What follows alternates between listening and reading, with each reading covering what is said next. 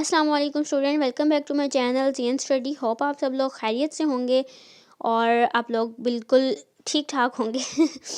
आज हमने बायो 101 के टॉपिक नंबर 12 को कवर करना है। ठीक है, मेंडल सब्जेक्ट हमने इसमें कवर करना है कि मेंडल ने क्या क्या चीज़ें बताई थी। मेंडल ने बताया था हमें जीन के बारे में। ठीक है, उसने पी प्लांट पे जो है वर्क किया था और ये का बताया था कि ये इजी टू कल्टीवेट है, शॉर्ट लाइफ स्पैन है इसका और सेवरल अदर कैरेक्टरिस्टिक है। ठीक है, फिर दो इंपॉर्टेंट बातें उसने बताई थी कि जो ओवरी होती है वो फीमेल सेक्स ऑर्गन है और एंथर जो है वो मेल सेक्स ऑर्गन है। ठीक है, तो ये याद रखिएगा। फिर मेंडल ने कौन सी टेक्निक बताई थी कि उसने क्या किया, मतलब एक फ़ीमेल फ्लावर से कुछ पोलन ग्रेन लिए और मेल प्लांट पे उसको मतलब दे दिया।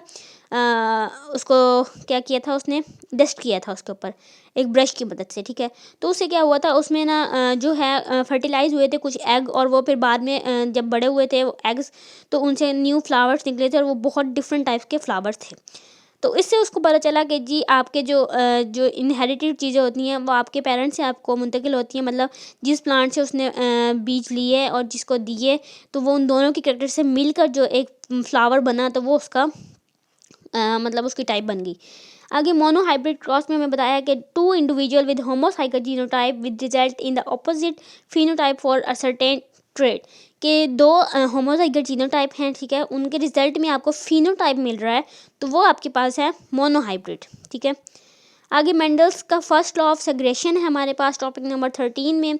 उसने ये लॉ जो है वो 1866 में दिया था, पी प्लांट को यूज़ किया था और ये मैं आपको पहले बता चुकी हूँ कि उसने क्या किया था। उसने मतलब पोलन ग्रेन लिए थे एक प्लांट से दूसरे प्लांट पे, उसको डस्ट किया था और उसको उसने एंड पे बताया था कि उसके पास ना क्या कहते हैं डिफरेंट चीज़ें आई थी। नेक्स्ट टॉपिक नंबर 14 है हमारे पास मेंडल्स का सेकंड लॉ, जिसको लॉ ऑफ इंडिपेंडेंस भी कहते हैं। वो कह रहा है कि जी ईच जो पेयर है ना जीन का वो इंडिपेंडेंट होता है। ठीक है, और इसको उसने कहा था कि प्रिंसिपल ऑफ इंडिपेंडेंट भी कहते हैं और which is the separation of alleles. The law state the separation of one pair of alleles is not related to separation of other alleles. वो बता रहा है कि एक एलीज की सेपरेशन का दूसरे एली की सेपरेशन से कोई ताल्लुक नहीं है और यही उसने कॉन्सेप्ट दिया था कि हर चीज़ जो है इंडिपेंडेंट है। नेक्स्ट है topic number 15 animal cell versus plant cell. अब एनिमल और प्लांट का सबसे इजी जो डिफरेंस बताया हुआ है, एनिमल में सेल मेम्ब्रेन है, प्लांट में सेल मेम्ब्रेन है लेकिन उनके आउटर मोस्ट है, इसका आउटसाइड द सेल मेम्ब्रेन है। ठीक है, एनिमल में सेल मेम्ब्रेन है और प्लांट में सेल वॉल है। एनिमल में मैनी सेल्स वैक्यूल हैं और प्लांट में सेंट्रल वैक्यूल है सिर्फ। उसमें न्यूक्लियस इन सेंटर है, इसमें न्यूक्लियस जो है वो साइड्स पे है। वो रफली राउंड है, ये रफली रेक्टेंगुलर शेप है। वेरिएबल शेप्ड हैं एनिमल्स और प्लांट जो हैं वो प्लास्टिड उसमें होता है। ठीक है, और उसमें भी प्लास्टिड होता है। ठीक है, और नेक्स्ट हमारे पास सीलिया प्रेजेंट होता है एनिमल्स में और सीलिया जो प्लांट्स में है वो रेयरली होता है, कभी कभार होता है। सेंट्रोल प्रेजेंट होता है और प्लांट में सेंट्रोल एब्सेंट होता है।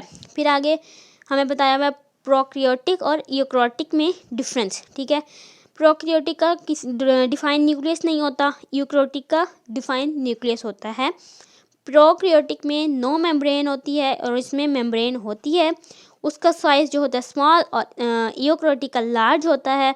और प्रोकैरियोटिक सेल जो है वो सेल वॉल पे होती है, लेकिन cell wall consist of peptidoglycan और इसकी सेल वॉल जो है वो सेलुलोज पर कंसिस्ट होती है। नेक्स्ट टॉपिक नंबर 16 स्टार्ट हो गया, वो नेक्स्ट वीडियो में कवर करेंगे। टिल देन अल्लाह हाफिज़।